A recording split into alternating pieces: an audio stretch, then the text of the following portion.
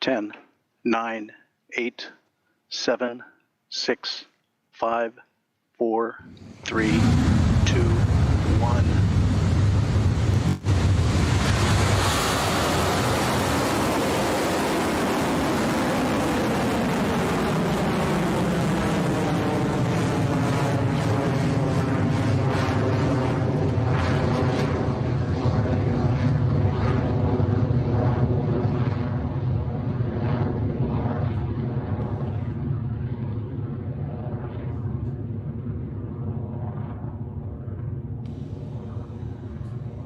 HVB discharge is nominal.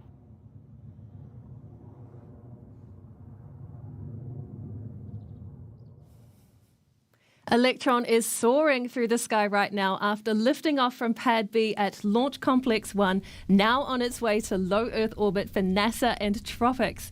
The first launch milestone the rocket will pass through is max Q, when the forces against Electron are at their peak as the rocket moves quickly through the atmosphere.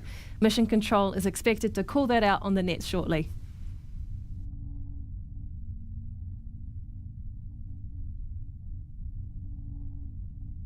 Cleared max Q. Great news there with max Q and onward and upward for Electron. It has only been about a minute since liftoff, and already the rocket is at its speeds of over 2,000 kilometers an hour, a mere fraction of the 27,000 plus kilometers an hour that is orbital velocity, which will reach ahead of payload deployment in the next 30 minutes or so. Next, though, is the separation of the rocket between stages 1 and 2. For that to happen, we first need the 9 Rutherford engines currently burning hot to shut down, an action called main engine cutoff or MECO. Then a few moments later, stages 1 and 2 will spring apart. We'll hear that called out as stage separation. Then the single space-optimized Rutherford engine on the second stage will light up and carry on with the Tropics mission. Those milestones should be taking place at around T plus 2.5 minutes.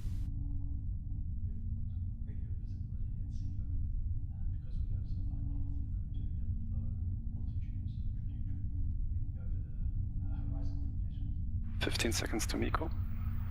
Entered burnout detect mode.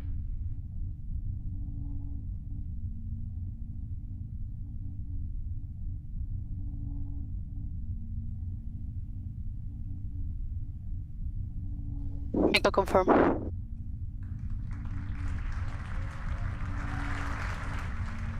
Stage separation successful.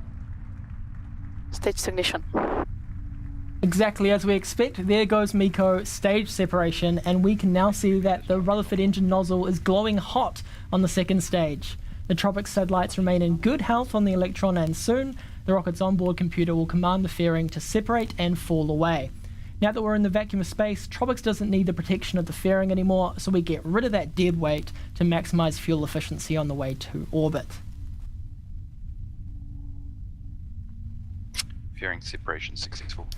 If you're looking at the screen at the right moment just there, you will have seen those 2 nose cone halves falling away as planned with the fairing separation.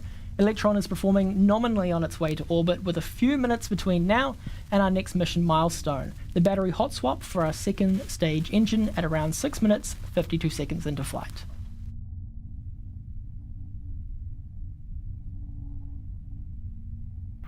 Guidance is nominal.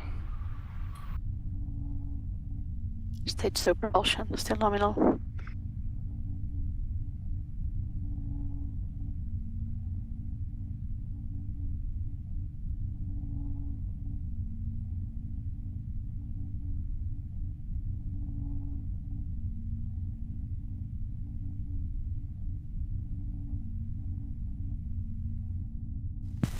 Electron and Tropics are moving at a good pace right now, well over 8,000 kilometers an hour at the T plus 4 minute mark into the mission. The vehicle is currently at 234 kilometers in altitude, with another 300 or 50 so kilometers to go until we reach our 550 kilometer destination. Getting there is only one part of the journey, though, as Tropics won't be released immediately at that 550 kilometre first touch.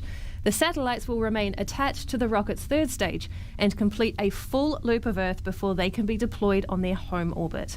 We'll explain that process in more detail later when we get closer to that point of the mission.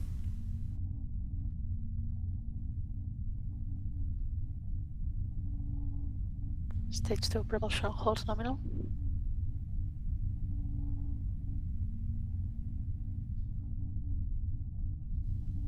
A quick check of the dials on our screen tell us that all remains nominal for Electron and Tropics. The rocket is moving steadily at more than 9,000 kilometres an hour, and we are inching closer to that 550 kilometre mark now that Electron has passed more than 300 kilometres altitude. To keep the mission running smoothly, we'll have another launch milestone coming up soon. It is called the battery hot swap, and it's essential to keeping our Rutherford engine running all the way to the mission's altitude destination. That action is due at around 6 minutes and 52 seconds in flight, so in just another 1 minute or so. Oh, that was maybe a little bit nervous. It's more than normal. It's Canada. It's heading up north. We're doing our big turn now to head out towards the east to get to this nice high transfer orbit. Guidance is nominal, 200 seconds remaining. What we call the battery hot swap maneuver is a unique action for our Electron rocket.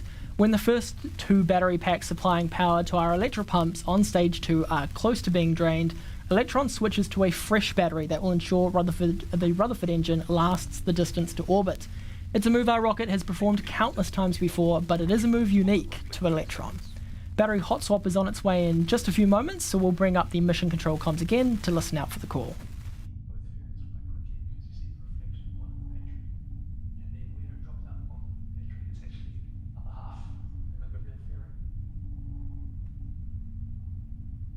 Throttling down.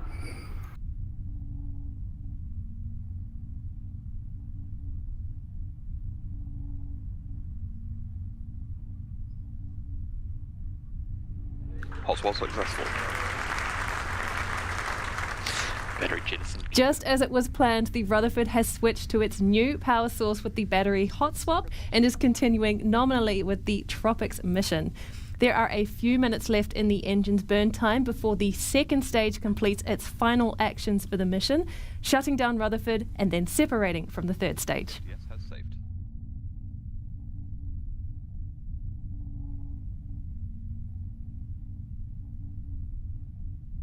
Going to be a little bit different after Seco as well. So Seco's going to be right about the north line. HVB discharge holding nominal.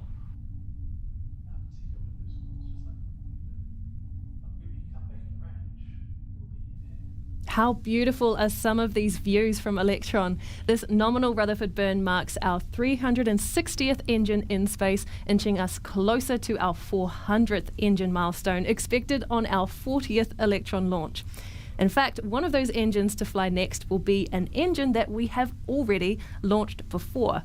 We are taking the next major step in evolving Electron into a reusable rocket by launching a pre-flown Rutherford engine on one of our missions later this year.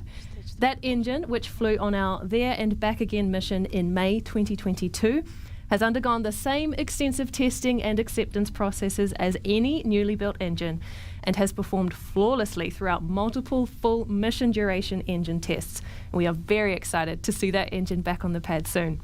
But back to Tropics, and that second stage is performing well, and the Tropics payload is healthy as both continue travelling at speeds of over 19,000 kilometres per hour.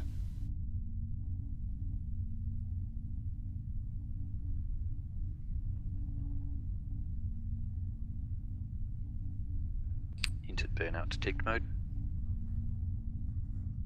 All right, at T plus 8 minutes 56 seconds into this mission for NASA, and we are nearly in orbit. In a few moments, we'll be able to see that red hot engine nozzle there start to turn cold once the engine on stage 2 shuts down. Mission control will call out these actions. Listen out for Seco confirmed on the nets coming up shortly.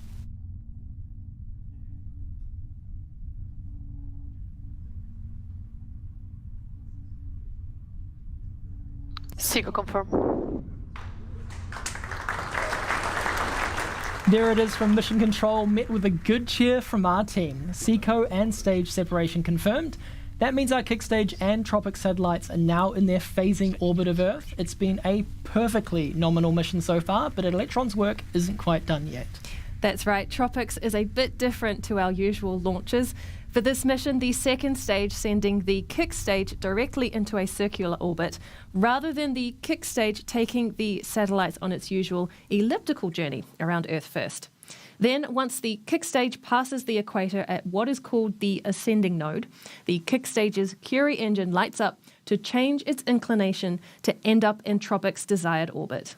So while we wait for that Curie burn, we'll take a short break on the live stream now and join you then to hear those final confirmations come through from Mission Control. We'll be back soon.